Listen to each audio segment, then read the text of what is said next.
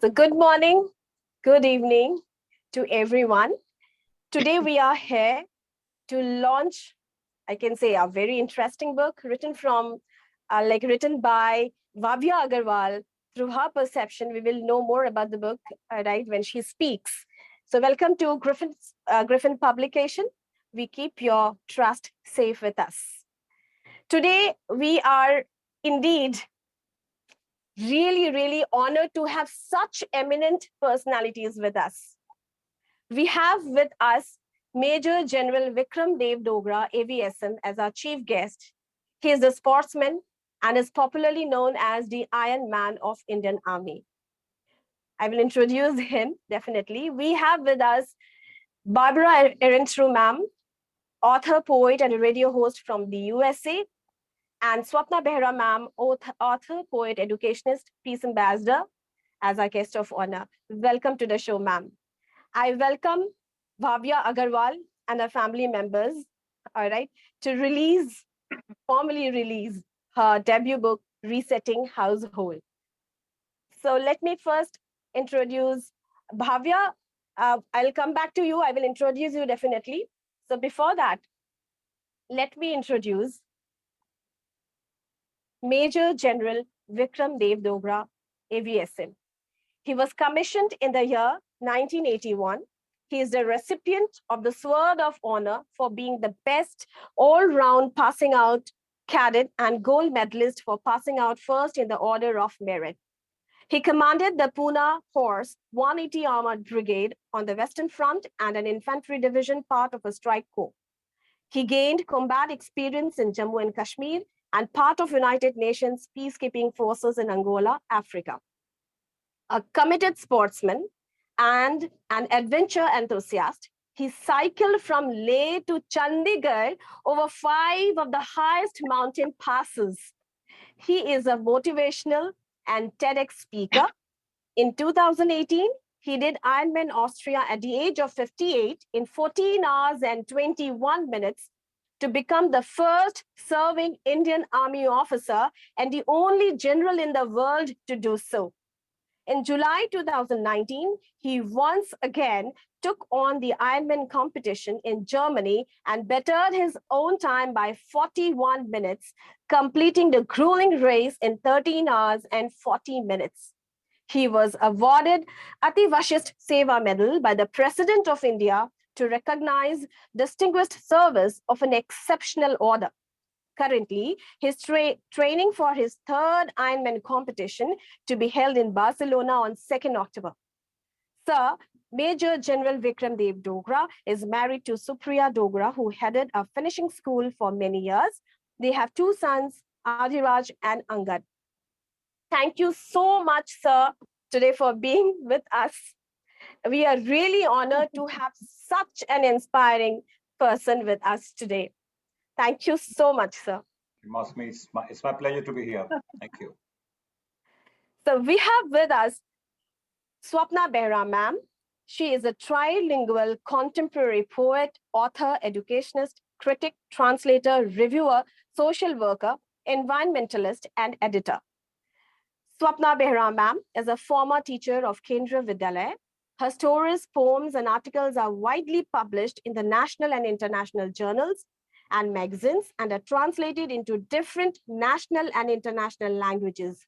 She has penned 6 books of different genres, including 1 children's literature on environment.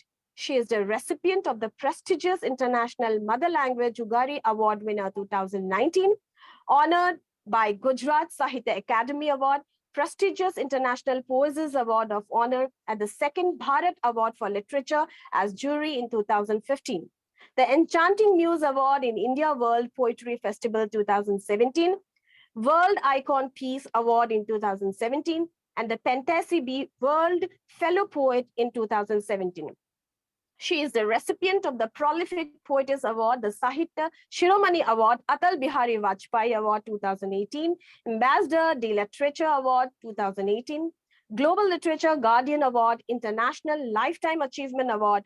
She has received the Honored Poet of India from the Seychelles Government Accredited Literary Society, LLSF, and from Algeria, Morocco, Kazakhstan, and many, many more. And to note, her poem, A Night in the Refugee Camp, is translated into 65 languages and she is an official member of World Nations Writers Union, Kazakhstan 2018. She is the chief admin for India and SAARC countries of Motivational Strips, the cultural ambassador for India and South Asia of Inner Child Press US. She is a life member of Odisha Environmental Society, a peace activist, and her motto is listen to the tears and save Mother Earth for every child. Thank you so much for being with us, Swapna ma'am. Really honored to have you with us today. We have with us guest of honor, Barabara Ehrentrew, ma'am, an educationist, poet, author, and radio host from the USA. Barbara ma'am has taught in Long Island, Buffalo, New York, and Westchester, New York, as well as a year in Los Angeles, CA. She is currently retired from teaching, but she tutors. If I could be like Jennifer Taylor, inspired by Paula Danziger for her children's writing workshop at Manhattan Valley College, won second prize in Predators and Editors as Best Young Adult Book for 2011. Her second book, After Considers What Can Happen to a Teen When a Father Becomes Ill with a Heart Attack, is based on her own experiences. The sequel to it, If I Could Be Like Jennifer Taylor, titled Who is Jennifer Taylor, is her next book, and the last book of the series, the Mill Valley High series. Barbara ma'am has a poetry book, You'll Probably Forget Me, Living with the Without Hell, which won honorable mention in the NLAPW, that is National League of American Pen Women, Winnie Rim contest for 2017. And her poems are published in many international magazines and anthologies. And to mention, her short screenplay, The Kiss, won first prize for a romantic short screenplay at Indie Gathering and won honorable mention for Best Dialogue in a Short at Action on Film Festival. She is the regional director for the West for the Motivational Strips, the world's most visited writers forum, and she has received several awards from the same and other foreign governments, including the coveted Indian Independence Day honor from Gujarat Sahitya Academy, Cesar Vallejo Premio Mundial 2020 from Union Hispano Mundial de Escrito, and Motivational Strips Premio Mundial a la Excelencia Litera 2019-2020. The Order of Shakespeare Medal from Kazakhstan. She has received World Poetic Star. She has a blog, Barbara's Menderings, and she hosts a show in the USA radio talk show. Barbara ma'am, welcome to Griffin Publication to launch Bhavya Agrawal's Resetting Household. Indeed, I disturbed you early in the morning. Blessed to have you today with us. There's some issue.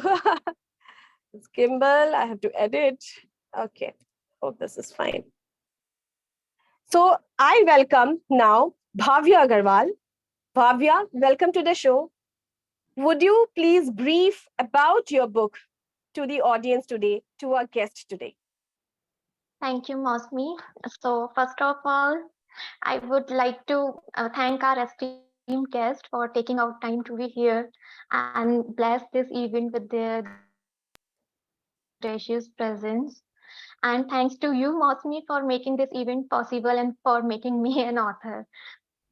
So about this book, so it's not like I had this idea about the content of this book from early. It just came last year, and I just started writing. But yes, I always had this curiosity in my mind, why our society functions in such a way, why there are so much difference between man and women in terms of their responsibilities, their lifestyle, and their code of conduct in the society. So and so I started finding answers to these questions, and I have tried to compile whatever answers I could find in this book. So for example, if we talk about the human evolution, when humans used to be a hunter gatherer, or maybe before that when humans started walking on 2 feet, they wouldn't have thought of this kind of complexity. They were only concerned about filling their stomach and protecting themselves from the attack of animals. And see, where are we today? We are living in such a complex society. And there's one good fact. Science says that human shares 99 of their DNA with the chimpanzees. So there is just 1% different that makes us human. And what would that difference be? This is the difference of humans. We are taking stress of having wealth, of having property, of having spouse, of having children, of having parents. I think all this is the stress that makes us different from the animals. So such kind of answers, such kind of discussions, and and this is really neat. So if we want to make a better society today, we really need to dig in the past. We need to understand the journey of human evolution, how from being a carefree human, how have we landed up in such a complex society. So this is all about it. Thank you, Bhavya. And see, every human has his or her own perception. You have seen your society from, you have viewed with your own ideas, you have your own perception. Let's not talk about data, but, uh, congratulations for your book. We will talk more about it. But before that, I would love to invite our chief guest, Major General Vikram Dogra, sir, to say a few words. Thank you so much. And I've heard the introduction of all the eminent people here, and it seems I'm the only odd one out. I'm not from this field of writing books, and therefore I may be really, really critical. I may be brutally honest, but I went through your book and I found it very interesting. And I found it interesting because I don't agree with 80% of it. And because I don't agree with it and it's controversial, it became interesting. So I think as far as the success of your book is concerned, uh, it's going to be successful. I feel so because it ignites the mind and it generates questions, some of which you agree or I agree with the author, but most of which I don't agree with you. I also felt that you had based your hypothesis on certain uh, issues which are not factually correct. So we can discuss them later because I think I was told that we will have a little bit of a question session with the author and trying to get to the inside of what actually the way you thought about it, how you went about it. So I think I'll reserve it for then. But all in all, congratulations. I think you've done a great job. Thank you, sir.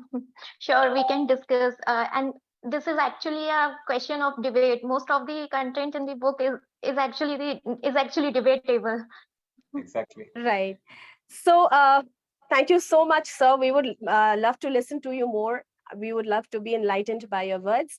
Now, I request Swapna Behera, ma'am, to say a few words and encourage our budding author. Swapna, ma'am. Thank you so much, Mousumi.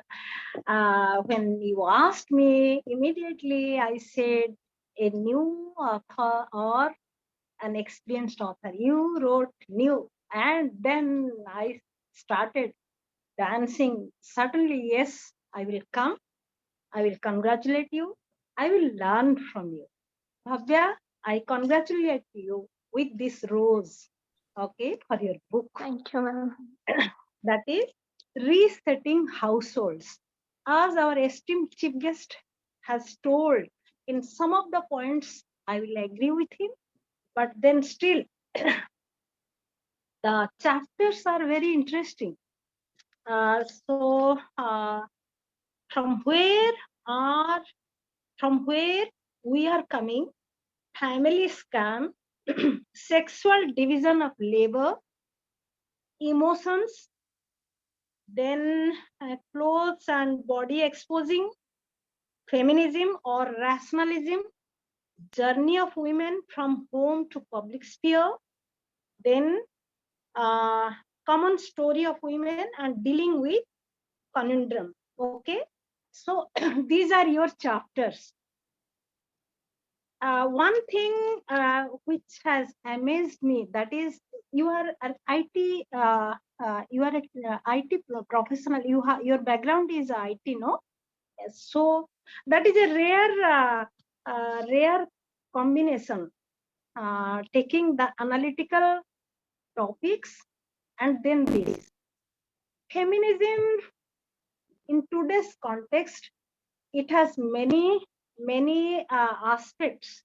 Now here, a woman is a crisis manager, and then a woman is a human being first, right? I have accepted it. From local to global, peace moves from the courtyard to the global seminar tables. But then still, in my opinion, as love has an universal approach, similarly, femininity or feminism or womanhood or whatsoever you may call, that is a celebration for me. And for me, there are three types of women: Thunder Woman, Blunder Woman, and Wonder Woman. Okay, again I repeat it: Thunder Woman, Blunder Woman, and Wonder Woman. Who is a Thunder Woman? The Bishnoi women, those who are trying to save the environment. They have never gone to any schools, but still then they know how to put forth their issues. They are the most empowered people because they have taken the issue to a global platform. So they are the Thunder Women. Next is the Blunder Women, those who cry, those who commit suicide, those who look towards the past and never get the time to march forward. They are the Blunder Women. Certainly, I will never wish to be. Then the Wonder Woman, our Honorable President of India. She is a Wonder Woman because Srimati Draupadi Murmu Mahodaya, I respect her. She is a teacher. What a wonderful woman. She has come from her village and she is now sitting in rice in hills. Tomorrow she will go taking the issues. So for me, feminism is a celebration. Now, coming to your points, the first chapter, you have taken the history. I salute you. The second chapter, family scam, the scam word, I couldn't follow it, dear. Maybe I'm 67 years old, so I couldn't follow that one. The whole chapter, if I can read, maybe I can get some points. I want to learn from you. But had it been some other positive word for me, okay, as a Kendriya Vidyalaya teacher, it would have been something better for me. Because family and scam, something, it goes in the opposite directions for me. Then the sexual division of labor, I agree. Emotions, the color, the pink color and all these things, you have picked up certain things. Whatever you have seen, you have projected it. Okay, you are the representative of the youth, you have put it there. Then journey of women from home to the public sphere. Yes, it is difficult, but a woman is a wonderful crisis manager. Purse नहीं है तो भी चिंता नहीं, tiffin box नहीं है तो भी चिंता नहीं, एक मुट्ठी चावल में भी सब कोई खा सकते हैं. Okay, so in the family she manages. Then again, all these chapters you have written, kindly give your suggestions also in the analytical books, because suggestions are more important than the problems. Problems we can highlight, right? In your next book, because I'm a teacher, I was a teacher, and just a small suggestion, okay? Don't take it otherwise. And whatever it may be, but resetting the households is the magical name. and you have come to the picture with your book. That is the best gift that you have given to your readers. I wish you all success in your life. Second book also, if Mosumi permits, I want to sit there also with another rose. Okay. And my salute to your pen. Okay. You might not be getting enough of time to do this. Still, then you did it. So thank you so much. And all my best wishes to you. Okay. Take care. Thank you so much, Swapna ma'am, for your kind words. Yes, we as writers, we as authors, we do not only need, glorified words. We need to be examined critically so that we can work, all right, work on our work more and more, and we can study deep. So yes, every book is written from a perception. I agree.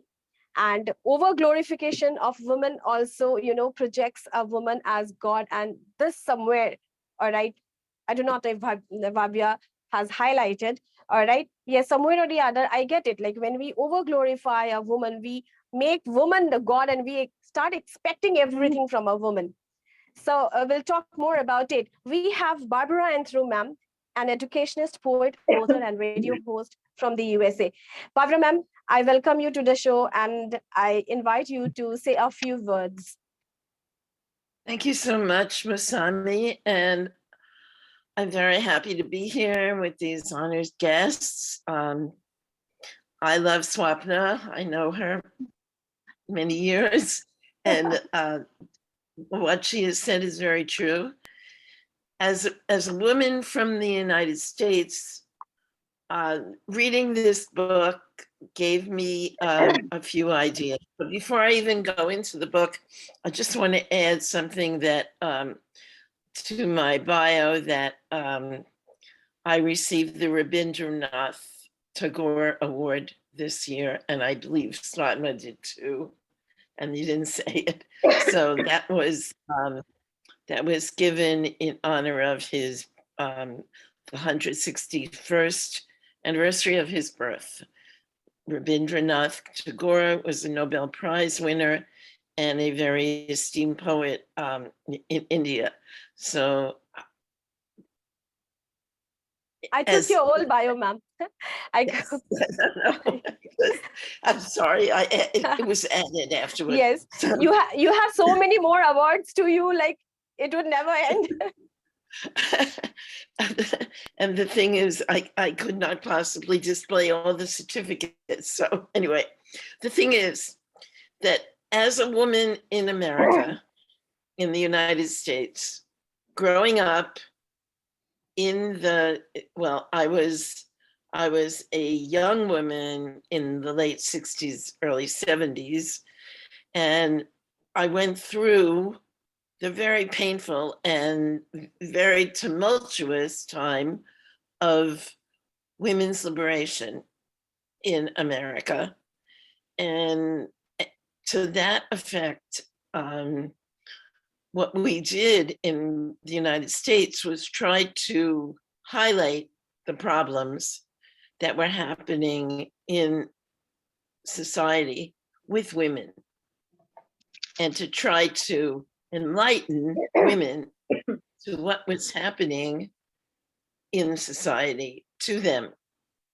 So in this case, your book is kind of the same kind of book that inspired a lot of women to start thinking about things they had never thought about in the United States.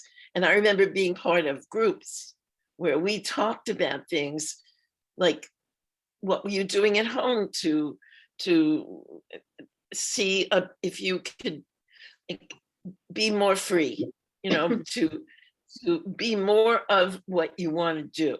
What do you want to do in life became the thing that women started to think about, not what do I want to do for my husband or what do I do for my children.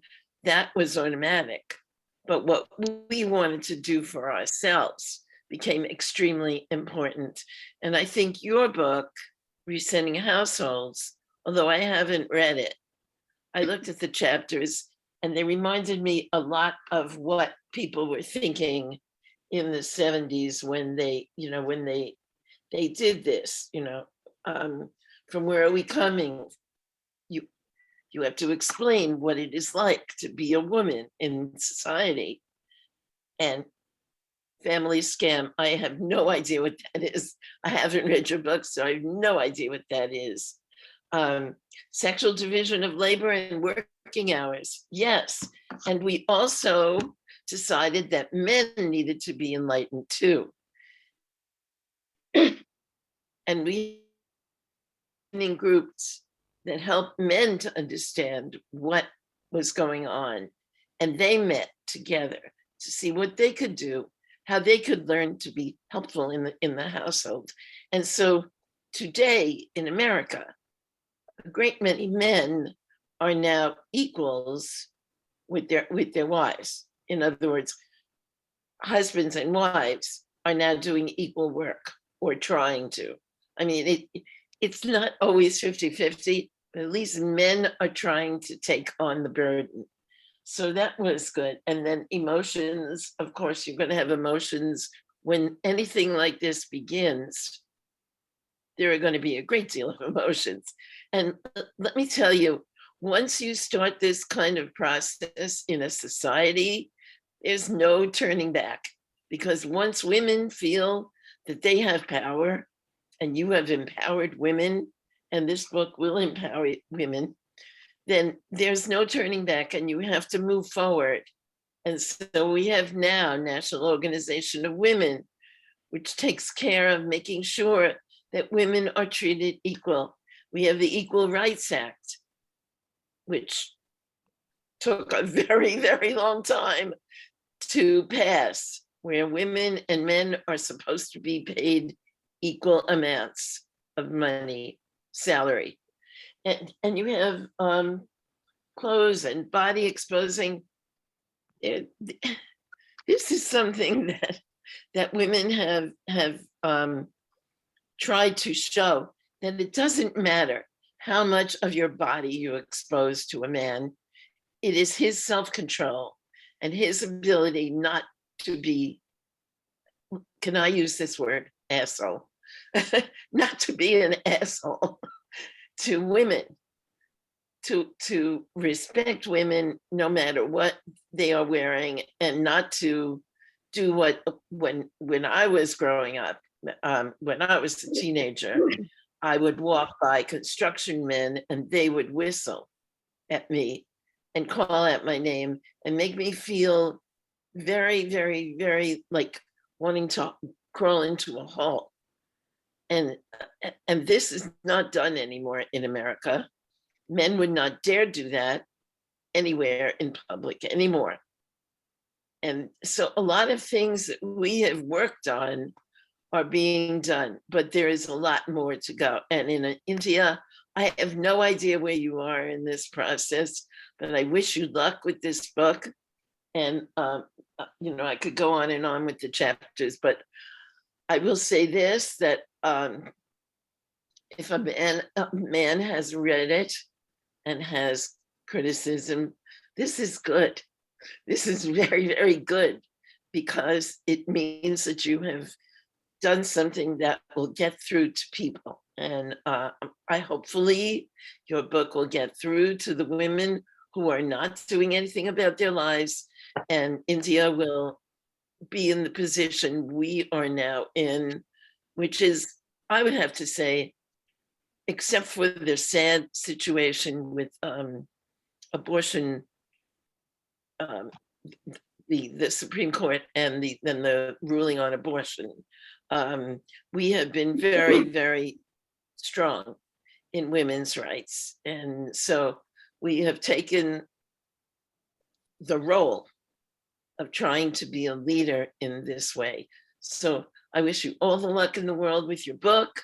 I haven't read it, but it looks like a fascinating book, and I would like to read it and hope that you accomplish what you wanted to accomplish. So very nice meeting you, Bhavya, I think that's your name. And going to give this back to Musami. Thank you. Thank you Thank you, so much. Barbara, ma'am. And thank you, Sapna ma'am, for sharing your light and for sharing your own perception over the content. So yeah, we will discuss further on this. So now let us formally release Bhavya Agrawal's debut book, Resetting Household. Bhavya, you must be having the book with you. Can we see the book in your hand, please? Will take us. Wonderful. Can we clap for Bhavya and for her debut book, Resetting Household? Congratulations, Bhavya. Thank Bhavya is an you. IT professional, and being a keen observer, she ached to find answers about the biases existing in the society.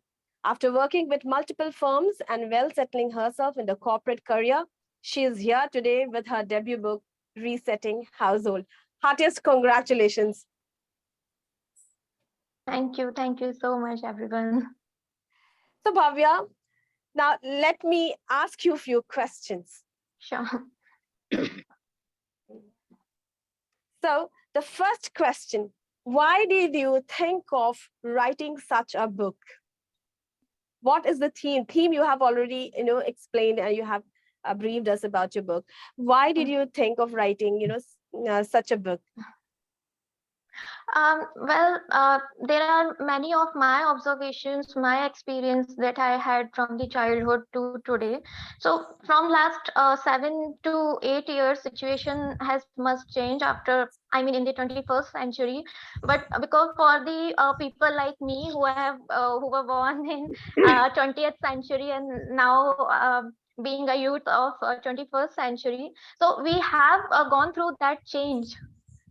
And for this content, so now in the age of social media, what is happening that in India there is a vast population and there are people like me who are enjoying the equal privilege, but there are still so many women who are lacking from these opportunities which we say equal to men.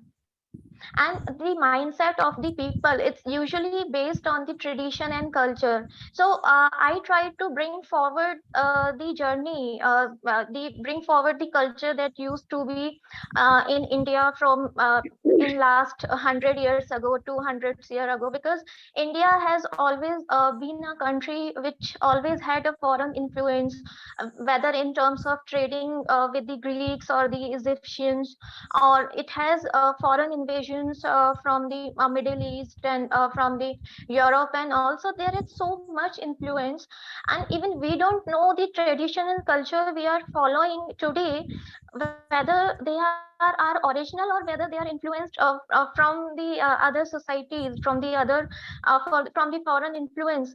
So this is the thing which I have tried to find out. I explored various books and history.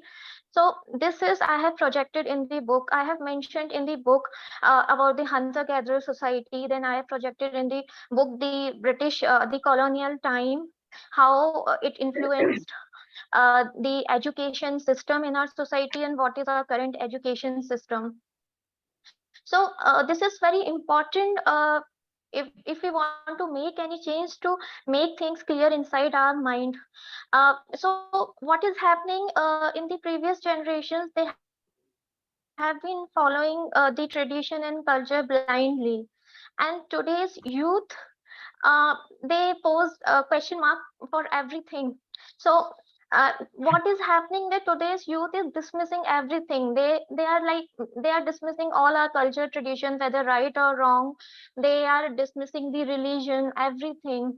So there need to impart some wisdom what to keep and what to dismiss. There should we should be having a rational mindset to make such decision. So this is the whole I have tried to discuss here. Right, great. So when we will read the book, I have no doubt gone through the book. When everyone will read the book, hope and I hope they will understand your perception. So can you throw some light on the title of your book, Resetting Household? Why Resetting Household? Sure. So for when we talk about making the changes in the society, so households are the basic unit of the society. So every change we make evolve in the society. So for example, let's say and India isn't a democratic country. We have so much, we have right to equality, we have so many laws in favor of women which promotes equality. We have anti-dowry act, and we have inheritance and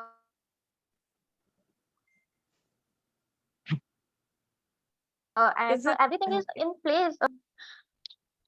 And this is the reason, because the mindset of the people is not changing. So if we start, bringing up the child from the family itself, we provide a right environment inside the family from the starting, and that can lead up to in a good position. So let's say even the people who are sitting at higher order of the society, let's say teachers, the politicians, the democrats, and everyone, they are somewhere influenced from the upbringing of inside their families. So to have the changes ever, we need to work from the root, and that is the household. So hence the title Resetting Household. great? Thank you so much. Heartiest congratulations once again for your book.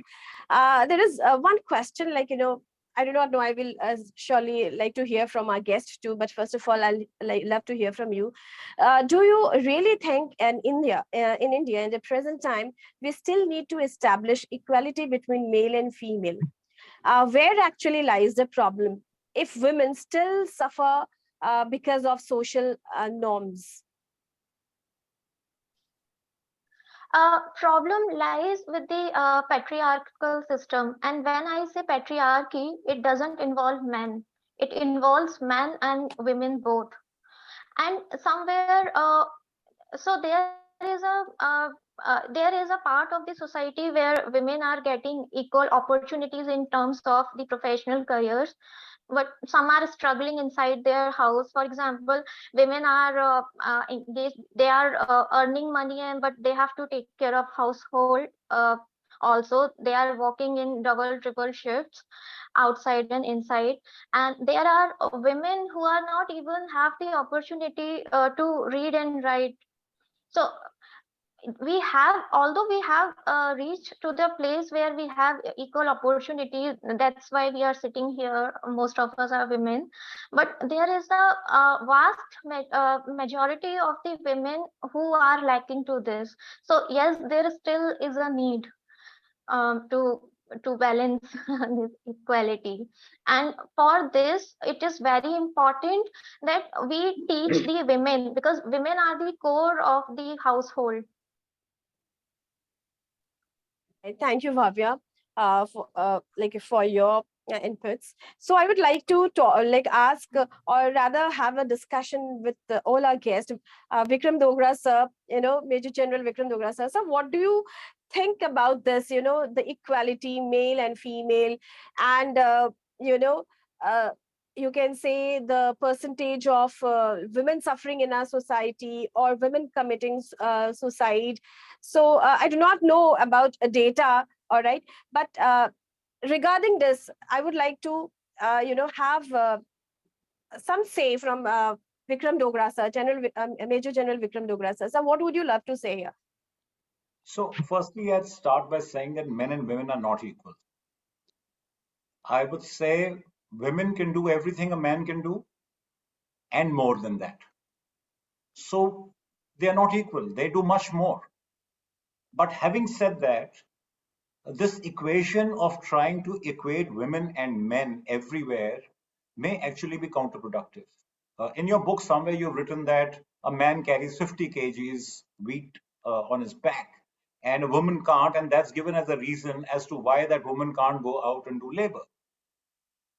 That's actually not really, I would not consider that to be an appropriate equation, because I believe that you need to use the correct tool for the correct job. I mean, I'm just making a statement. So women have certain skills which must be exploited and used, and not just trying to compare them with men, like putting women into, say, the armed forces in India has been a debate from God knows when. But despite having allowed them to join the armed forces, They are not allowed in the combat arms like the infantry or the armored corps or the artillery, where you need to make combat with the enemy. And there is a reason for that. So people have their own logic to that, and most of the women also accept that logic. So just to say that they're equal, I think that thing should be not played up so much. Secondly, talking about how this will change in our society. It's not so easy. We just heard one of the speakers talk about the women's liberation in the 70s in America, and it's taken so many years, and still, I would not say that it is where probably they want it to be. We are getting there. We have three kind of Indias. There's a rural India, then there is the semi-rural urban lot, and then there's a very urbanized lot. What you speak of, probably the women don't even aspire for that in the rural India. They don't aspire to go and do corporate jobs and go out and all. They're very happy in their environment, working in the fields or working at home or doing whatever they are. They're contented. This discontent comes in, more in the people who are in the semi-urban and the urban state. This is my perception. And when you speak of suicides amongst women, I want to point out here that men commit 3 times more the number of suicides than women in India. Women, if you see the statistics for 2019, 28% of the women committed suicides as against 72% of men who committed suicides. Within the women, the ones who were at home were 66% vis-a-vis those who went out to work, which was much lower. So, there are a lot of dynamics out here. Every woman may not aspire to be where you want her to be. You've also asked questions like, why is it pink for women and blue for boys? Well, I want to ask you, why do you have long hair? Why don't you have a crew cut like mine? Well, somewhere in your own environment, that is the appropriate way which you feel that you should have long hair and you should look good. But you asked, your first question is, why should women look beautiful? Well, I think every woman out here is looking beautiful and they try to look beautiful.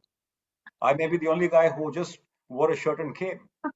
But I want to ask you all, why did you do it? Why were you trying to look beautiful? Now, this is a question that you have asked us in the book, and you don't have the answers yourself because you are actually playing the role. And there are so many other things like this that I feel, we need to look at. When you talk of chivalry, there is chivalry expected from men. Now, chivalry, of course, came from the medieval ages where it was knighthood, and I'm not talking about that kind of chivalry, but opening a door for a woman, or sliding a chair for her to sit in, or paying the bill on the first date out is considered appropriate behavior, is chivalry. But if I was to go by your book, it shouldn't happen. Men and women must be equal. There should be no chivalry. So it's, survival of the fittest. But I think somewhere we need to draw a balance between what you are trying to put in the book as far as opportunity is concerned, as against opportunity to the women. They should not be suppressed. They should be given enough respect vis-a-vis this thing of saying that they're equal. Of course, there are many, many other things to talk of, but I think so far this may be a little bit of a discussion point, which I think we can talk of. Thank you so much for your enlightening words, sir. Yes, women in combats is a topic to talk about. Sometimes we certainly will have a debate. We regularly have talk shows and all. I would really love to have you and discuss on this. We have had discussions on this earlier also, women in combats. So we'll talk sometimes later. It's an interesting topic. Swapna, ma'am. So when, sir also said, yes, sorry, ma'am. Sorry to interrupt. I would like to answer some questions. Yes, please. Please. So yeah, I would like to answer some points that have been put by Vikram sir. Thank you, sir, for your light. The thing is, the data that you have mentioned about the suicide ratio, the same data I have mentioned in the book. For my concern was that for men, the data for suicide is more, although they have all source of opportunities is because of because of this scenario that man can express emotions. So men suffer depression more as compared to women, because they are not they have not brought up to share emotions. And the failure for man is different as the failure for women. So men are more prone for suicide. And when I say that women are committing suicide, is because women are supposed to be sitting at the houses, they are providing all sorts of opportunity, even then they are committing suicide. Then that's the point to be noticed. Why? And about the equality, as you mentioned about the 50 kg thing. So actually, for 50 kg, I put it as like so there is a debatable. So in the book, that's a paragraph about that man says I can lift 50 kg weight, but you can't. So here is like there is I have posed question when women complain that why can't you take care of the baby, why can't you take care of the household chores. So there are has then man answers that I can lift up 50 kg weight. Can you? If you can't, then don't compare. You and me. But there are certain tasks which can be performed by man and women both. Just by saying that I am a man, I can't do this. uh, so that's the part which we can. So I don't say equal as 1 = 1 or like 2 = 2. I'm saying like 2 = 1 + 1. So that kind of equality, it's about the equal opportunities. And yes, there are biological differences, so we are not going to those differences, but those opportunities where men and women can be equal, like certain work is to be performed, man has two set of hand, women have two set of hand. Then uh, w- at that point, why can't we compare the equality? So that's the that's the point about the Yeah, equality. no, I understand what you Yeah. said, and what you are saying actually is happening today in our cities, Yeah. where men are taking more responsibility, and like somebody said, maybe not equal, but much more. You would have Yeah. noticed you people of not only your generation, but even one generation before you, where the men are helping out in the kitchen. I know Yeah. I have been helping my wife whenever I have the opportunity. So, Right, right. whenever I'm required, when the chips are down. So it's not that you're averse to doing it. It's just that you may not be required to do it, or you may not be expected to do it. So this is something that I don't think is too much of a matter of concern. I Uh, agree. sir, because you have been into, you are helping in the household course, you are doing work outside also. So for you, I mean, you don't qualify in the content of book because you are already doing all sorts of things that women are asking, women are demanding to be of equal help. But there is a in the in reality, the ground reality, men don't help. And why they don't help? Because they have this conception that household work is meant for women. So even if they are doing 9 to 5 jobs, so earlier men used to work from day to night, they did not have any time to work. Now men are coming back to work and they are just sitting and watching TV. This kind of scenario is in mostly households. So which we are talking about. And Right. yes, there are also situations. So in the last chapter of the book, I have put out two conditions where one woman who wants to work, but it's not being provided the equal opportunity. I mean, she is expected to involve more into household goals, but she is ambitious. She wants to do something more as a career perspective. And there is another woman who has all sorts of opportunity, who has married to a rich guy and who has all the household help, everything, but she doesn't want to go out and work. So there are all sorts of women in the society, and where I point out that okay, when you are contributing to the society, it's not important that you have to earn. It's okay you don't earn, but in some way, it is required that you do your participation in a public domain. Maybe you join some NGO, you do some social work. It's not about earning money, it's about doing some participation, doing something constructive in your free time. Thank you, Bhavya. So it's already 7:17. So We'll move to Swapna ma'am, all right? So when we say about men working at home, definitely we have men in uniform in our family. They equally share the responsibilities. Yes, ma'am.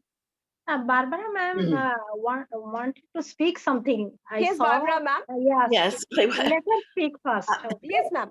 Thank you, Swapna. All I wanted to say is that frame of mind that our esteemed gentleman has portrayed here was what women had to go to fight against. Women have the capability of doing anything they want. And so not allowing them by saying, nope, no, you can't do this. No, because you're a woman. This negates the possibility that there might be a woman who could do this job. Women in our country are doing construction work. They're standing with the signs just like men, and they're doing construction work, and they're doing things that excuse me, that men didn't think they could do. And on the other hand, men are doing things that women didn't think men could do. So there are many men in jobs that are not, that were usually women's, but there is no longer an idea that there is a job for women and a job for men in our society. Any woman can learn anything and become anything. And that is the thing. Maybe they don't live in the city, but that doesn't mean that they don't want to do more. A woman, I think about the time in India of this book that I read, China Room by Samir Suhatian, I think that's her name. And it was about the very old, and very discredited now practice of obtaining a woman for your son and putting these, she had 3 sons. She put all these women in one room, in the China room, and had them live there and wait on the sons. And they couldn't even see who they were making love to because the room was dark. And so all these women were kept in the dark and left in this tiny room to make their food, to make the family's food, and also to live. And so this kind of situation is what you want to, not have ever again, because women were degraded then and made to feel only that they were servants. And so I think this is what you have to go and fight against, is this mindset of men that there are jobs for women and jobs for men. This just isn't true. It's what women decide to do. Do you want to go lift heavy things? Yes. If you're strong enough, you should do it. This is the thing. If a man would like to learn to cook, or a man would like to learn to take care of children or do any of those things, he should be. If women would like to go and move up the corporate ladder or do anything that's physical, become a mechanic or a mechanical engineer, or work on planes, or do anything they want to do, that is the mindset that you want to get across. That even in the rural areas where women may not even want to do this yet, the children who are born should know they have this opportunity. And once you give this opportunity to children and you bring up boys in the correct way, that they believe that women have just as much right to things as they do, then you're going to have a society that is going to be moving way, way, way more toward equality. And you can see it in the United States, that boys who were brought up to understand this situation are much better as men. So that's all I wanted to say. So thank you, Swapna, and I yield back to you. Thank you so much. We have just... Since I don't think you understood what I was trying to say, I never said that women should not do certain jobs that men do. What I said was the women can do everything that a man can do and more. I said they have not been accepted in the combat arms in the army. That's an example I gave. Everywhere else in India, women have been in construction for probably longer in India than they've been in the United States. They've been working, and even today they work on making roads and other stuff like that. You can see them everywhere. So I think maybe I couldn't get my point through properly, but there is, again, I want to reiterate that there are certain jobs that women are better at and certain jobs men are better at. And when you have that kind of thing, it is probably now for the women to decide whether they want to do a job they're not good at or a job that they are good at. So that is their choice. We are not dictating That's anything. what I disagree. I disagree with you. Yeah, that's on okay. That's okay. That's okay that for you to men disagree. and women are not better at jobs. It's just how much effort a woman puts into Absolutely. something So or a man. I respect your views. Those are your views. But our constitution provides equal opportunity to men and women. Whether the household is allowing that or not is what we are talking about, not what the government is really. I agree. Thank you. I have to say one more thing, that mindset of yours, which is to you perfectly normal, is what we in America had to fight against. That's all. That's the whole thing. So this is a gradual change in men's minds, and maybe in your mind it will not change, that women are better at certain things than men, but I can't even imagine that thought being in our heads here. So that's why Bhavya's book might be just the thing that brings this situation to a head and allows this kind of discussion, which is excellent. So I'm going to also yield back to. So I would like to give you an example where she has in a book quoted, why pink for women and blue for boys? Well, there is a research. Why do girls like to play with dolls? It's not because somebody forces them to. And boys like to play with cars. This is a research done. And there is a reason for it, because biologically they're different. So you can read about that. It's not as if that just because they are being provided with that, they go for it automatically. So there is a genetic scene out here also. We could talk about that for a very long time, because I have different thoughts on that. There is no end to it, because now in India we have equal opportunities. There is no barrier. I'm following my career according to my wish, according to the way I want. So it's again, the women have to decide what she actually wants to do. All right. And yes, we can do it. Why not? Swapna ma'am, we want to hear from you, and we have just 5 minutes with us.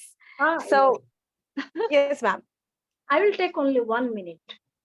A man is a person, a woman is a person, both are persons. Both are standing on the ramp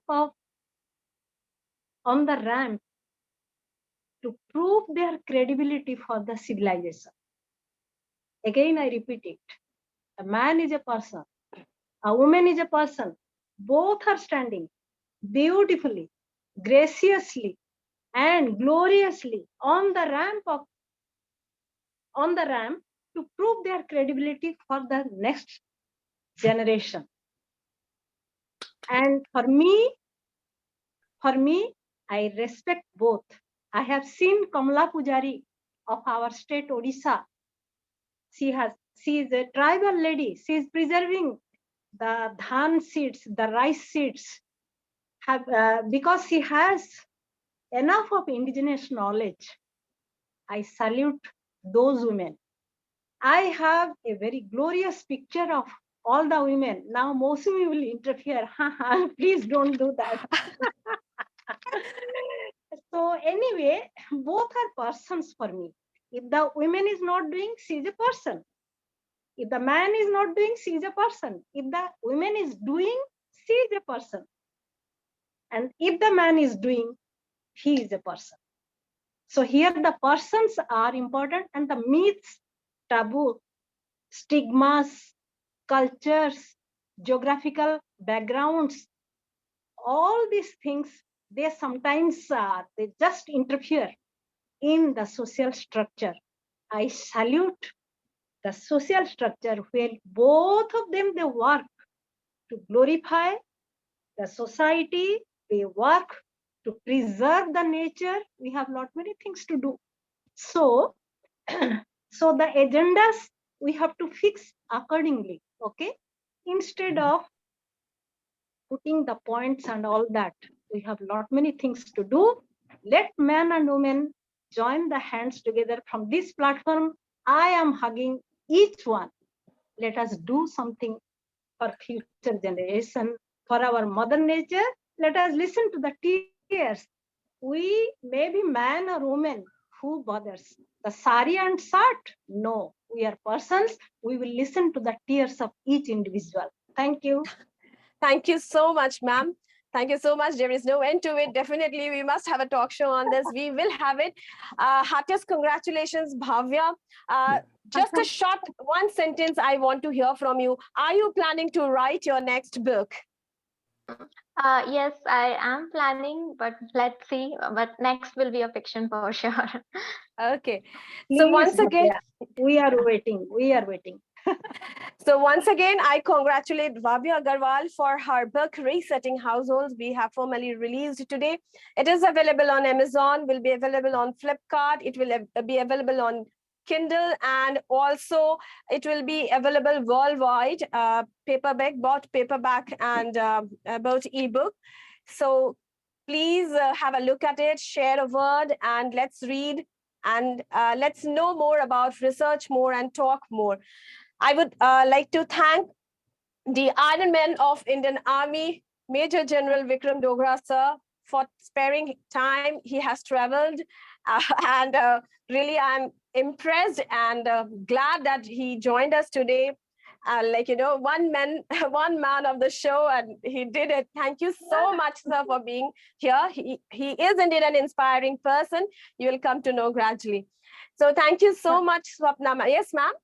Yeah, my best wishes for your Barcelona competition, Ironman competition. I am really happy to meet you.